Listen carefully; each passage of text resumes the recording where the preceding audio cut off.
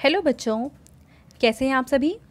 चलिए इस वीडियो में हम समझेंगे कक्षा 3 की वर्कशीट नंबर 63A जो कि 6 सितंबर 2021 की वर्कशीट है और आज का सब्जेक्ट है हिंदी।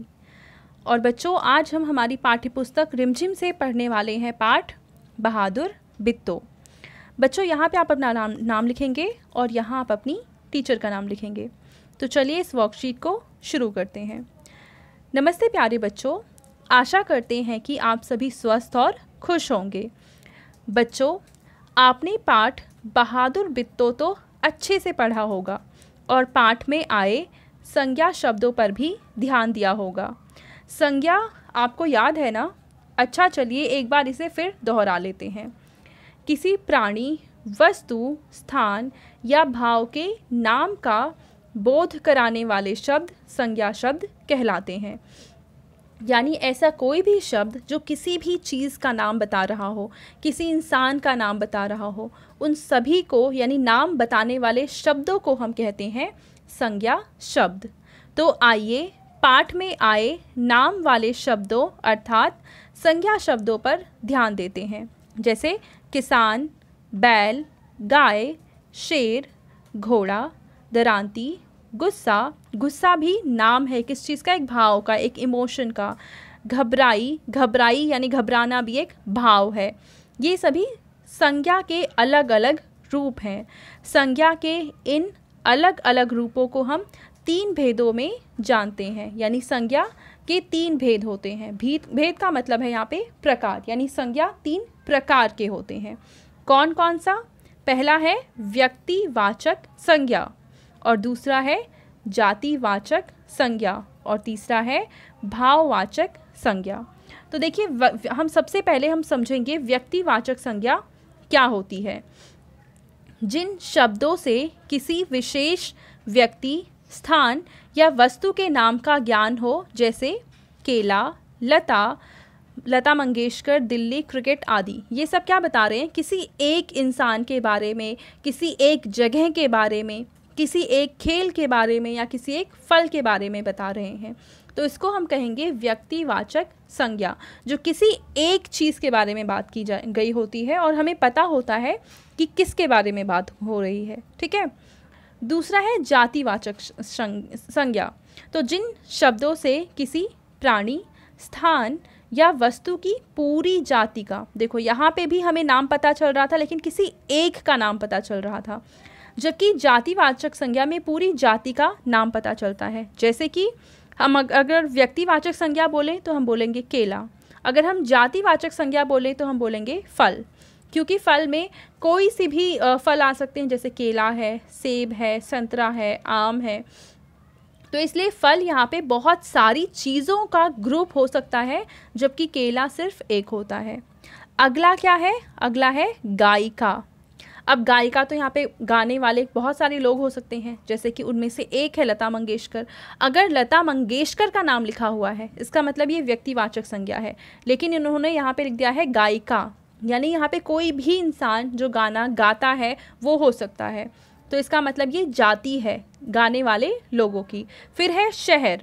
अब शहर तो यहाँ पे दिल्ली, मुंबई, कलकत्ता, चेन्नई, हैदराबाद, कोई सा भी शहर हो सकता है। तो इसलिए शहर भी है जातिवाचक संज्ञा, क्योंकि हमें नहीं पता कि यहाँ पे कौन से शहर की बात हो रही है।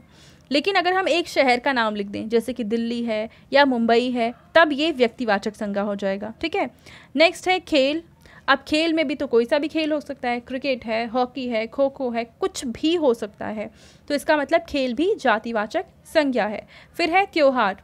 अब कौन सा त्यौहार हमें नहीं पता, होली, दिवाली, कौन सा त्यौहार है नहीं पता, तो ये भी जातिवाचक संज्ञा है। अगला है जानवर। कौन सा जानवर? कुछ नहीं बता रखा, तो इसका मतलब ये भी जातिवाचक संज्ञा है। तो ये सारे दिखाते हैं जातिवाचक संज्ञा को। अब हम देखते हैं भाववाचक संज्ञा। जिन शब्दों से किसी व्यक्ति, वस्तु या स्थान के गुण या दोषों या मन के भावों की जानकारी मिले तो उसे हम बोलेंगे भाववाचक संज्ञा। जैसे कि मित्रता। अब जो मित्रता है वो एक भाव है जो दो दोस्तों के बीच में होता है। तो ये ना तो व्यक्तिवाचक संज्ञा हो सकता है क्योंकि ये किसी व्यक्ति का नाम तो है नहीं, और ना ही ये जातिवाचक संज्ञा हो सकता है क्योंकि ये किसी जाति का नाम भी नहीं है। अगला है हरियाली, तो हरियाली भी एक भाव है। फिर गर्माहट, तो गर्माहट हम महसूस कर सकते हैं, तो ये भी एक भाव है।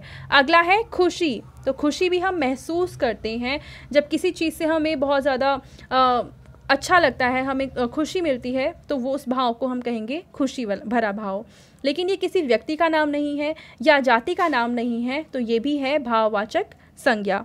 और अगला है सुंदरता, तो सुंदरता भी किसी व्यक्ति या वस्तु का नाम तो है नहीं, या ना ही ये किसी जाति का नाम है, तो इसको भी हम बोलेंगे भाववाचक संज्ञा। अब इसके आधार पर देखो, हमें पहला प्रश्न करना है कि बच्चों नीचे लिखे गए शब्दों को संज्ञा के भेद के आधार पर सही जगह पे लिखिए। यानी यहाँ पे हमें कई सारे शब्द दे रखे हैं, हमें पहचानना है कि इनमें से व्यक्तिवाचक संज्ञा कौन सा है, जातिवाचक और भाववाचक संज्ञा कौन कौन सा है। तो चलो देखते हैं। पहला है बित्तो।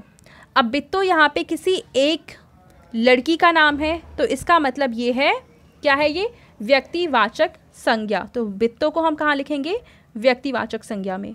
अगला है पक्षी। अब यहाँ पे कौन सा पक्षी है हमें तो नहीं पता, तो पक्षी को हम लिखेंगे जातिवाचक संज्ञा में, क्योंकि पक्षी में कोई सा भी पक्षी आ सकता है। अगला है सुनीता, तो सुनीता भी यहाँ पे किसी एक लड़की का नाम है, तो सुनीता भी आ जाएगा व्यक्तिवाचक संज्ञा में। ठीक है।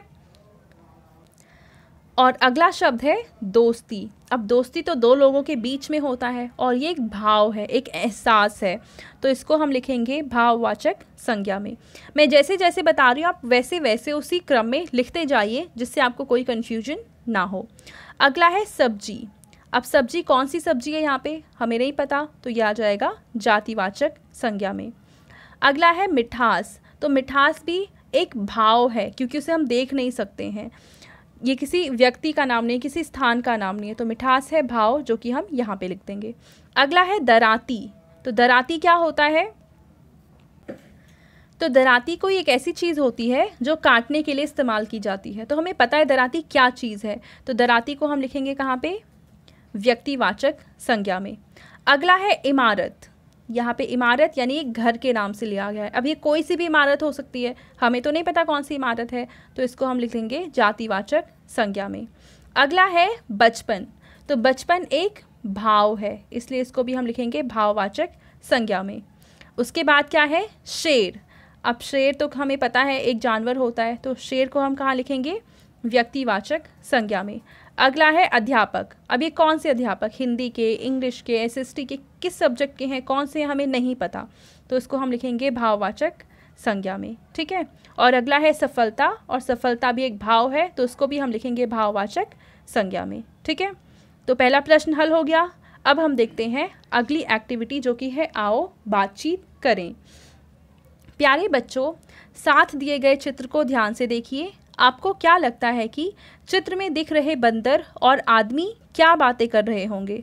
अनुमान लगाकर उनके संवाद यानी बातचीत को ज़ोर ज़ोर से बोलिए और अपनी कॉपी में लिखिए। तो आपको यहाँ पे अंदाज़ा लगाना है कि ये बंदर और आदमी आपस में क्या बातें कर रहे हैं। इनकी बातों को फिर आपको ज़ोर ज़ोर से बोलना है और फिर क्या करना है, अपनी कॉपी में लिख देना है। ठीक है। तो चलिए देखते हैं कि आपस में क्या बातें कर रहे हैं। देखिए, इस चित्र में आदमी बोलता है कि वाह, खाना तो बहुत ही स्वादिष्ट है। तो बंदर बोलता है, मेरे मुंह में पानी आ रहा है, मुझे भी थोड़ा खिला दो। मुझे यहाँ पे वहाँ पे ऊ की मात्रा आएगी। ठीक है। अब देखते हैं आगे। अब आपके पेरेंट्स के लिए सुझाव है कि आपको बच्चों से पूछना है कि उनके फेवरेट टीचर कौन से हैं और वो उन्हें क्यों पसंद करते हैं, किन कारणों से पसंद करते हैं। ठीक है। तो ये थी आज की हमारी हिंदी की वर्कशीट। आई होप आपको ये वर्कशीट अच्छे से समझ में आ चुकी होगी। एंड अगर आपको ये वीडियो पसंद आई है तो इसको लाइक करें, अपने दोस्तों के साथ शेयर करें और इस चैनल को सब्सक्राइब कर लें। Thank you.